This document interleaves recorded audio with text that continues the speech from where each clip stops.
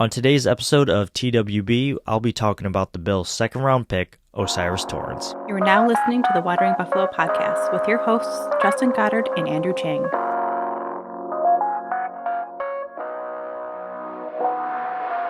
Welcome in, everybody, and thank you for joining me on another episode of the Watering Buffalo podcast, a show here on the Buffalo FAMBase network. You can find this podcast on YouTube, most audio platforms, and of course on social media. Welcome in. I am your host, Two Changs, and we're going to be talking about the Bills' second-round pick, O'Cyrus Torrence.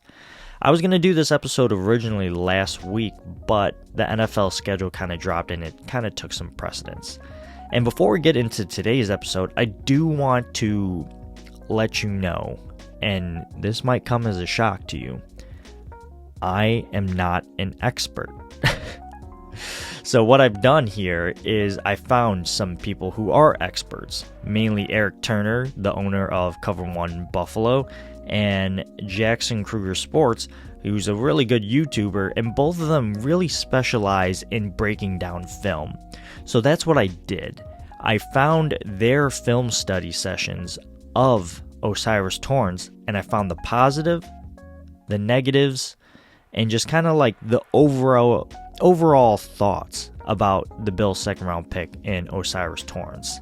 And I guess without further ado, we'll just jump right in. But I before we get into it, I really want to encourage you, if you're just kind of curious about learning more about the game, I would highly suggest that you look to Eric Turner or Jackson Kruger Sports. They do a really, really good job of breaking down NFL film and college film and how it translates. And I just feel like I understand the game that much more. And I've never really been huge into lineman play. I've just been more like, oh, let me just see what Josh Allen's doing. Let me see what Josh Allen's doing. Well, Josh Allen can't be Josh Allen without the lineman in front of him. So that's why I loved this pick. So let's get into it, okay? O'Cyrus Torrence. He's 23 years old. Kind of an older guy. Older prospect. And I feel like that's weird for me, considering I'm 30 years old. So for me to call a 23-year-old guy old doesn't really make a lot of sense for me. But, you know, I think when people are saying he's an older guy is because he might only have one contract after his rookie year. Maybe not. We see some NFL linemen and just players in general really age long into the NFL, and then you see some other people not really make it that long in the NFL.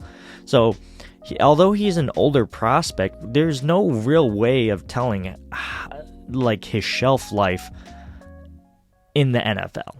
It's just too hard to say. But that's just one thing that we got to put out there. And I'm one of those people who likes to start with the negatives.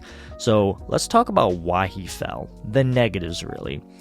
And I guess I got to start this off by saying the Bills love versatility. The Bills have loved versatility forever when it comes to linemen. Remember Deion Dawkins? They tried him at left guard, left tackle, right tackle. We don't talk about right tackle Deion Dawkins. It didn't work great there. And then do you remember Cody Ford? He was at right tackle, right guard, then sometimes at left guard. And then you look at other people that they target. Ryan Bates can play all 5 positions. Jeremiah Searles, he did the same. And oh my God, Connor McGovern, he can play right guard and he can play left guard. I think this Bills regime really puts a lot of stock in versatility. O'Cyrus Torrence is a guard only. He can only do guard. And primarily, he's very comfortable in the right guard spot, which is Ryan Bates' spot. Which makes this pick, to me, a little interesting because although the Bills love versatility, it feels kind of, I guess, out of character for them to select a player that, one, is a one-position guy, and 2 most likely is only on the right side. It just doesn't scream. It's not in the norm of what the Bills like to do with their linemen.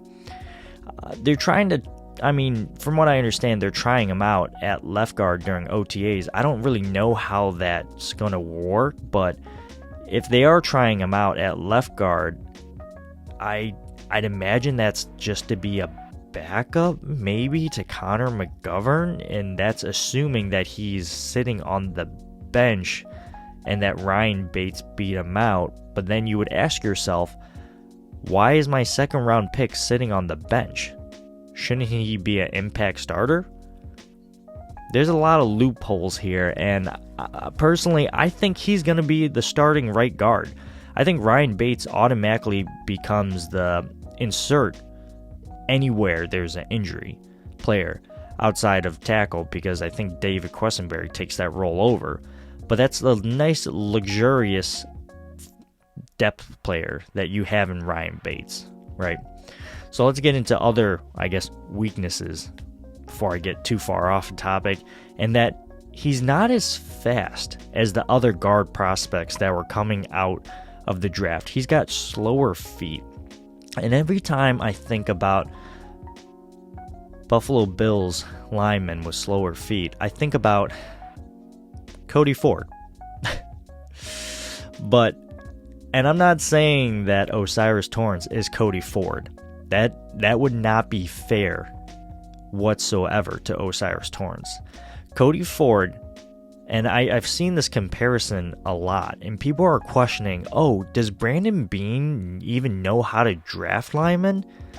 He drafted Cody Ford, who started at right tackle, then stunted his development by putting him at guard, and then flipped him to other guard spots, and then just eventually traded him away. And then before that, they had Wyatt Teller, who was a 5th round pick, and Brandon Beane gave up on him too early, and then he goes to Cleveland and becomes a superstar. All of those criticisms are fair, but they're fair to ask Brandon Beane those things. But what's not fair is to compare Cody Ford to O'Cyrus Torrence. That's not fair to O'Cyrus Torrence. These two people are very different. And then there's the intangibles, and that specifically probably sets them apart. And I found out recently through a podcast through Joe Marino's Locked On Bills, that it sounded like, Cody Ford maybe wasn't always 100% in when it comes to football. And with O'Cyrus Torrence, I don't really know his attitude when it comes to playing the game, but he's been nothing but all smiles and happiness and thankful to be where he is from all the interviews that I've seen. I'm not saying that he's the most grateful person in the world, but it sounds like he's a little bit better and more driven than Cody Ford, who I'll be honest, I'm not really sure what he's doing right now. Last time I checked, he was on Arizona. Maybe he's still there? I don't know. But I just wanted to say that real quick. Just because you're a slower guard and that people are making the connection that Brandon Beane selected him in the second round, just like when Brandon Beane selected Cody Ford in the second round, it's not fair to O'Cyrus Torrence. It's not. Let's just put an end to it right there. I think O'Cyrus Torrence has an immediate chance to be an impact starter. And what would be the most beneficial thing for O'Cyrus is for Brandon Beane and this coaching regime to not, stunt his development by experimenting with him in other positions. And the really, really nice thing about that is that they can only put him in 2 spots, left guard or right guard. And as I mentioned, I don't think they're putting him out in left guard. I know they'll trot him out there just to maybe kind of see what would happen, but he's probably going to be the starter at right guard, if I had to guess. Okay?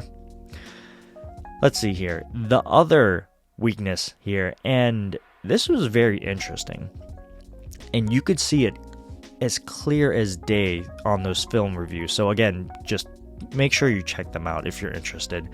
But O'Cyrus Torrence is not really that good.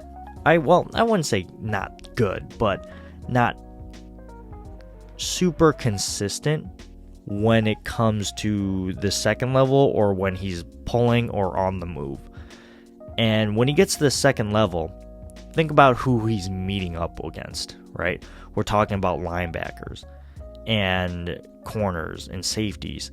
They're much quicker than linemen and more bendy, and they can probably squeak around O'Cyrus Torrence.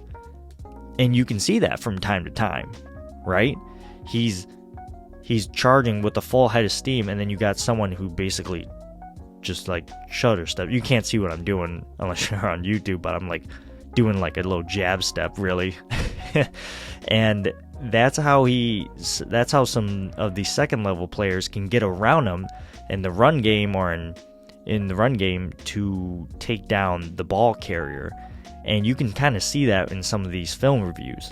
Another thing that you'll notice, I guess, which is a weak thing, is that excuse me, he's 330 pounds. I'm 170.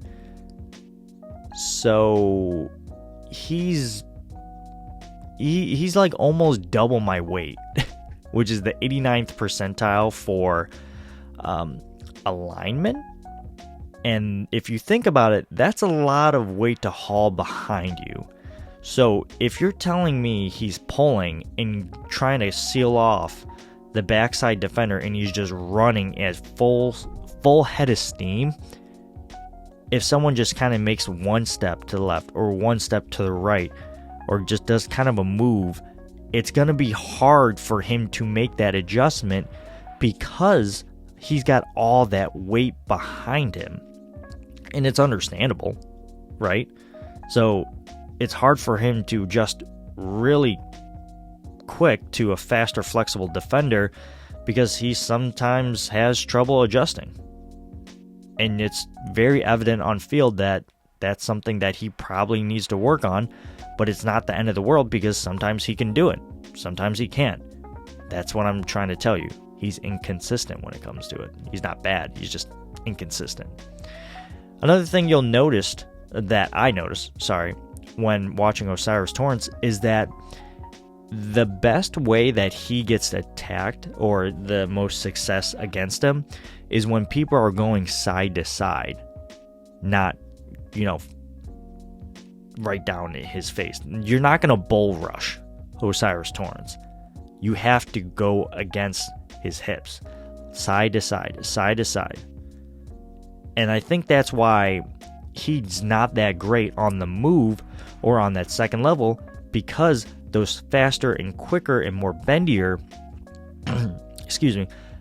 players attack from side to side. And that's when his weaknesses get exposed more. Again, he's not the fastest, but he has a really good technique. And I think that's a really good segue to get into the strengths of O'Cyrus Torrence, which I'm super excited to talk about. But before that, we're going to take a quick break. Stick around. We'll be right back. Hey, this is Brother Bill. Now back to the show. Welcome back, everyone, and thank you for joining me again on this episode of the Wandering Buffalo podcast. You can find me on social media by searching up Two Changs, and this podcast by searching up the Wandering Buffalo podcast. And again, we are part of the Buffalo FAMBase network.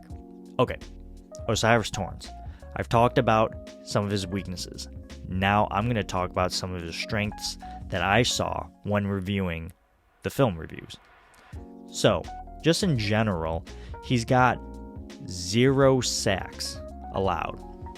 He has 0 sacks allowed from 2020 to 2022. He has basically an 80% grade rating from PFF through those 3 years. He held up against Jalen Carter, who was arguably the number one prospect coming out of the same draft that he was. And it's kind of crazy to think about that, right? He held up against one of the best one of the best, top 5, arguably, players in this most recent draft. And yet he was picked in the second round, in the late second round. Just kind of shows you where NFL teams prioritize, put their stock in terms of like positions. And I think guards are really undervalued position, and I think that's why this is a really sneaky good pick. Some people are like, yeah, he's a guard, and other people are like, he's a guard. Undervalued. Anyways, I already mentioned this, but I really do think he's got the ceiling to be, I guess the floor right now to be an immediate impact starter. I think he's an upgrade over Ryan Bates, and that's no shade to Ryan Bates, like whatsoever. I just think that O'Cyrus Torrence brings like this nasty edge to him and can anchor really good. And I'm going to get to all that stuff, which is part of his strengths. But I got to talk about this technique, man. And I watched a lot of it. And this man creates a bunch of torque that moves defenders. And the reason why he can do that is that he really gets down to the low to high technique. He starts from the bottom, works up. At some points, you see him put his helmet basically in an armpit and then work his way up. It's like amazing. And then you pair that with his heavy hands. They are so heavy. It's very evident. So like there's a rep where he's in, I believe, Jackson Kruger's video of O'Cyrus Torrence, where he's up against Jalen Carter, and Jalen Carter has super fast hands and goes laterally by O'Cyrus Torrence. Remember the weakness I already mentioned. You got to attack him from going side to side. That's what Jalen Carter did. But O'Cyrus made up for it with his pure strengths by putting his hands on him while he was going off to his side, and was able to basically create this wall so Jalen Carter couldn't get to Anthony Richardson, who I believe threw for a touchdown on that play. These hands are so heavy, and he's so strong. Another strength of his is that he's so nasty at the line. That attitude it's kind of like what you thought John Feliciano was going to bring to the Buffalo Bills. But I just don't think John Feliciano is O'Cyrus Torrence. He's not. O'Cyrus is just nasty, and he finishes the play. He brings players down to the ground. He doesn't care who you are. He don't care if you're a linebacker, safety, other lineman. He's bringing you to the ground, and he's finishing the play. And probably the most important thing of all, which Brandon Beane specifically said this is probably what he does the best, is that he anchors really, really well. He uses his hands to anchor well. If that doesn't work, he uses his legs to anchor well. And if he can't do that, he uses his body to anchor well. He can use his entire, he unlocks his full body to anchor, which is amazing. Think about the people that we face in our division.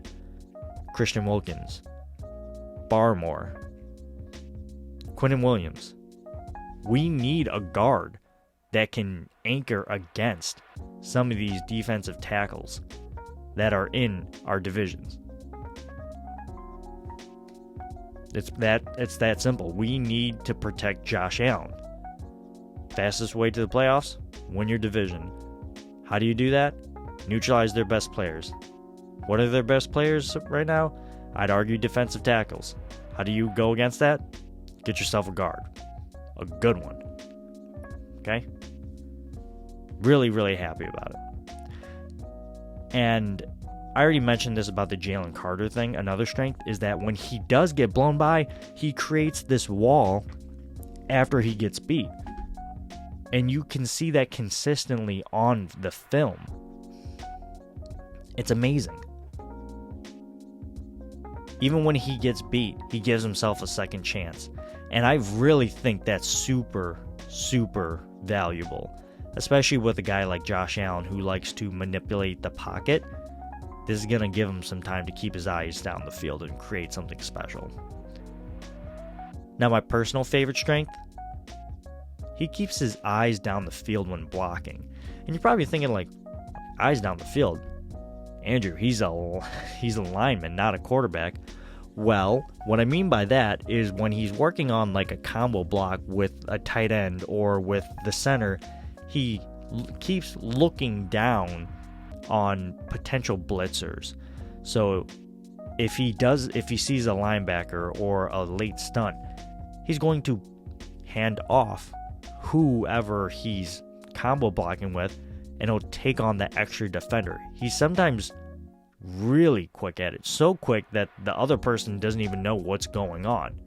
He can also read linebackers to figure out if they're blitzing and whether or not he's got to hand that, again, the lineman that he's combo blocking off to his teammate, or if he's got to go up and stop this blitzer before anything happens. It's honestly really, really encouraging to see someone like O'Cyrus Torrence come in for the Buffalo Bills because of all the strengths that I just mentioned.